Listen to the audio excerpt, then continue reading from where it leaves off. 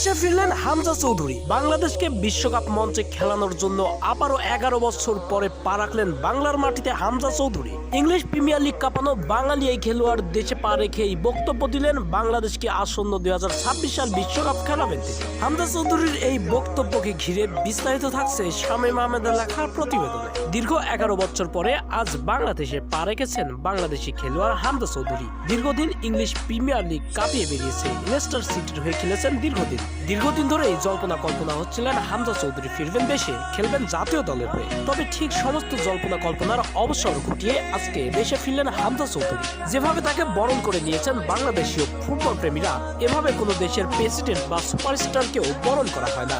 English premier লিগে খেলা বাংলাদেশি এই খেলোয়াড় আজ সকালে চমক দেখিয়ে দেশে ফিরেই বক্তব্য রাখলেন বাংলাদেশকে বিশ্বকাপ মঞ্চে খেলাবেন তিনি।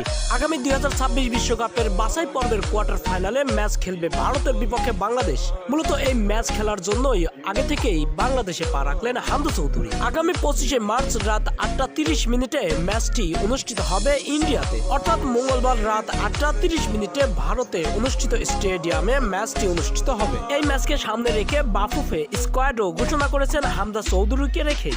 এবার হামজা চৌধুরী বাংলাদেশেও পা রাখলেন। এবার অনুশীলনও শুরু করতে যাচ্ছেন হয়তোবা আগামীকাল থেকেই হামজা চৌধুরী।